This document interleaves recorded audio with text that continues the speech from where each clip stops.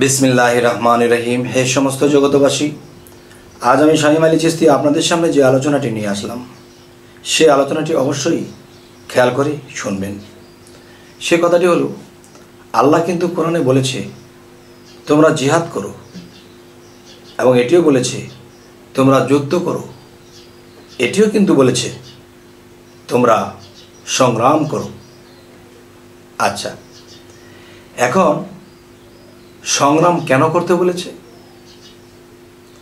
এটা আমরা অতি সাধারণ কোথায় বুঝেছি, এবং জ্ঞানী চতুর আধ্যাত্মিক রুহানি জগতের জ্ঞানী লোক যারা, অলি আউলিয়া যারা, তারা এটা কোথায় বুঝেছে? যেমন এই কথাগুলো একদল নিয়েছে যারা মুন্সি মৌলবি বা বিভিন্নভাবে শরীয়তের ইবাদত করে, তারা এটা নিয়েছে সংগ্রাম করো।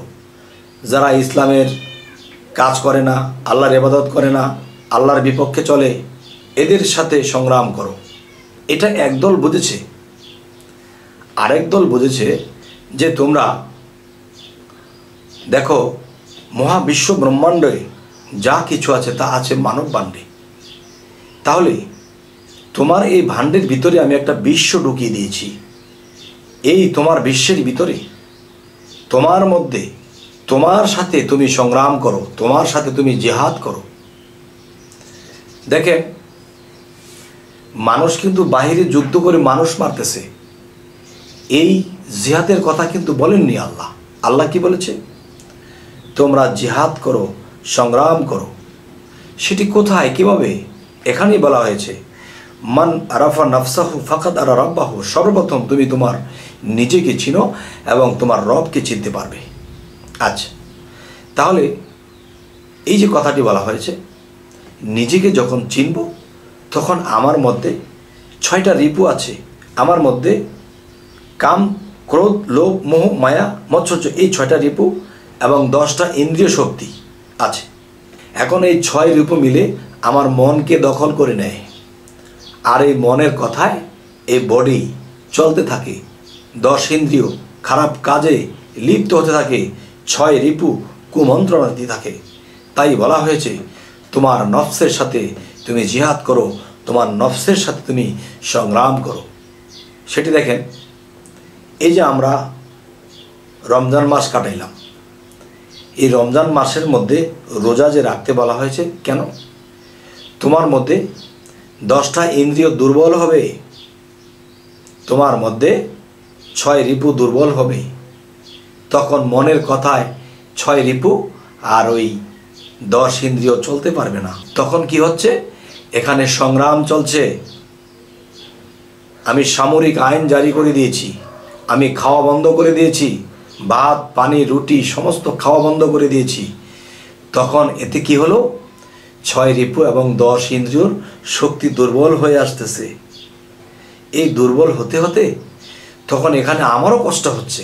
দেখেন, একজন গৃহস্থের বাড়িতে যদি চোর ঢোকে, এখন চোরকে দৌড়াতে দৌড়াতে যখন দৌড়াচ্ছে, তখন চোর নিজেকে বাঁচানোর জন্য চোর দৌড়াতে থাকে, সেও কিন্তু হাঁপাইতেছে, এবং সে নিজে চোরকে ধরার জন্য দৌড়াইতেছে, সেও কিন্তু হাঁপাইতেছে।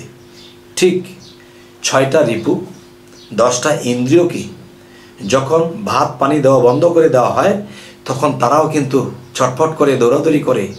এবং আমিও যে তাদেরকে সাজা দিচ্ছি, তখন আমারও কিন্তু কষ্ট হচ্ছে, পানির পিপাসায়, পেটের ক্ষুধায়, এবং চোখের দৃষ্টি সংযুক্ত করেছি। আমি কোনো মহিলার দিকে খারাপ দৃষ্টি করিনি, মানুষের সাথে কটু কথা বলিনি। এই যে আমার নিজের সাথে সংগ্রাম হচ্ছে। তাই আল্লাহ কিন্তু বলেছে যে নিজেকে পবিত্র করলো সেই সফল কাম।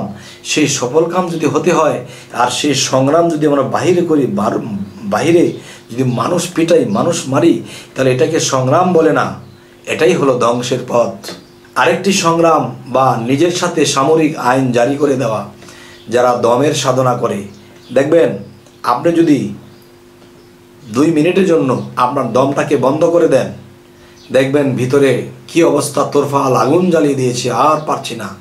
এই সংগ্রাম যারা করে, দমের সাধনা যারা করে, তার 6 রিপু 10 ইন্দ্রিয় দুর্বল হয়ে পড়ে, এবং সে আল্লাহর প্রেমে, রাসূলের প্রেমে একেবারে এমনভাবে ফানাফিল্লা হয়ে পড়ে, তখন কি হয়, তখন তার মধ্যে পরমাত্মা জাগ্রত হয়, আর সে কোনোদিন পরমাত্মা রূপে আল্লাহকেই দেখার নসিব হয়। যাই হোক, হে সমস্ত জগতবাসী, আজকের যে আলোচনাটি, যে আল্লাহ বলেছে সংগ্রাম করো, আল্লাহ বলেছে জিহাদ করো। কার সাথে? নিজের সাথে জিহাদ করো। আমি যদি ভালো হই, আমি যদি পবিত্র হই, তাহলে অন্য মানুষকে আমি ভালো করতে পারবো, অন্য মানুষকে আমি জিহাদের পথে নিতে পারবো এবং তাদেরকে আমি পবিত্র পথে নিতে পারবো। তখন আল্লাহ বলেছে যে নিজেকে পবিত্র করলো সেই সফল কাম, আর সেই সফল কাম আমি আমার দ্বারা এই লোকগুলো পেয়ে যাবে যদি আগে আমি নিজেকে পবিত্র এবং সত্য, সঠিক এবং সফল করে তুলতে পারি। তো আল্লাহ বলেছে কোন জায়গায়, আর আমরা বুঝতেছি কোন জায়গায়। হে সমস্ত জগতবাসী, আমি বলবো, যারা এই পৃথিবীতে শুনি কেউ রক কেটে দিয়েছে, ইসলামকে মানে না, তাকে মেরে দিয়েছে, না বাবা, এই মারামারি ধরাধরি যা করার আইন করবে, কিন্তু সেখানে আপনি বুঝবেন কেন? আপনি বুঝবেন আপনার এই দেহ ঘরের ভিতরে ফেরেশতা আছে, রিপু আছে, এবং দেখা যায় আমিত্ব আছে, জ্ঞান, বিবেক, বুদ্ধি সমস্ত কিছু আছে। এদেরকে আমি সিরিয়াল করব, এরা এক এক দিকে এক একটা গিয়ে আছে। এটার প্রমাণ হলো, যদি কোনো মুসল্লি নামাজে দাঁড়ায়, তখন তার বুকে হাত দিয়ে বলতে পারবে না যে আমি এক খেলে নামাজটা পড়েছি। অবশ্যই বাড়িতে, গাড়িতে, চাকরিতে, ব্যবসাতে মনটা একটু না একটু গিয়েছে। তাহলে আল্লাহ কিন্তু বলেছে নামাজ একমাত্র আল্লাহর জন্য। নামাজ যখন পড়ব, আমার মন যদি অন্য দিকে ছুটে যায়, তাহলে সেইটার সাথে আল্লাহর সাথে শিরক করা হয়েছে। অন্য গুনার মাফ আছে, কিন্তু শিরকের মাফ নেই। তাই হযরত মুহাম্মদ সাল্লাল্লাহু আলাইহি সাল্লামকে আগে কি করেছে আল্লাহ? হেরা পর্বতের গুহায় তাকে 15 বৎসরের উপরে তাকে সাধন করাইয়াছে।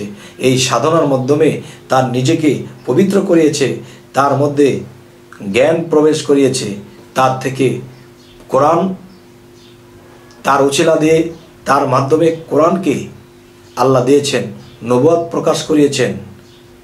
তাহলে সর্বমূলে নিজেকে পবিত্র করা এবং নিজের সাথে নিজে সংগ্রাম করা। এখন নিজের সাথে নিজে সংগ্রাম কিভাবে করবেন? এই সংগ্রাম করে যারা পতাকা পেয়েছে, নিজেকে স্বাধীন করেছে, এরকম একটা স্বাধীন লোকের কাছে আপনার আমার যেতে হবে। তখন তিনি আপনাকে আমাকে সেই স্বাধীন হওয়ার মতো সে পথ দেবে, এবং সেই পথে যখন আমরা আল্লাহর আমল, প্রেম, ভক্তি এবং সাধনায় যখন লিপ্ত হব, তখন আস্তে আস্তে নিজেকে যখন পবিত্র করে নেব, তখন আল্লাহ আমাকে এখানে স্বাধীনতা দান করবে।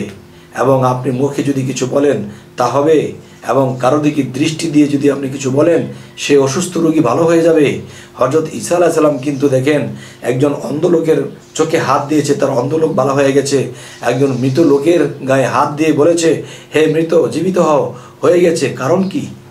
কারণ সে নিজেকে পবিত্র করেছে, এবং তার পবিত্রের মধ্যে মহাপবিত্র আল্লাহ এসে বসত করে। আর এই কাজগুলো কি করেছে? সে হলো উছিলা করেছে আল্লাহ। না বুঝলে বড় একটা বাল্লা। তাই আমি বলবো, হে সমস্ত জগতবাসী, আমরা অবশ্যই আল্লাহর পথে অগ্রসর হব, কিন্তু সেই নিজেকে পবিত্র করার মাধ্যমে। পানি দিয়ে দেহের উপরটা পরিষ্কার করেছি, ভিতরে আত্মা কিন্তু ময়লাযুক্ত হয়ে আছে। সেই ময়লাকে যদি আমরা পবিত্র করতে না পারি, তাহলে কিন্তু আমরা কখনোই ধ্যানে, সাধনে, নামাজে কখনোই ডুবতে পারবো না। আর ডুবতে যদি না পারি, কখনো আটলান্টিক মহাসাগরের তলদেশ থেকে সেই হীরার দ্বারা টোকায় আনতে পারবো না। তখন কি হবে? তখন আমরা যেরকম সেরকমই থেকে যাব, আল্লাহ পর্যন্ত পৌঁছানোর আর আমাদের রাস্তা থাকবে না। তাই বলবো, হে সমস্ত জগতবাসী, আজকের পর থেকে আমরা তওবা করব এবং একজন কামেল মুর্শিদের কাছে যাইয়া নিজেকে পবিত্র করব এবং আল্লাহ পর্যন্ত পৌঁছে যাব। সকলেই ভালো থাকবেন। আল্লাহ হাফেজ।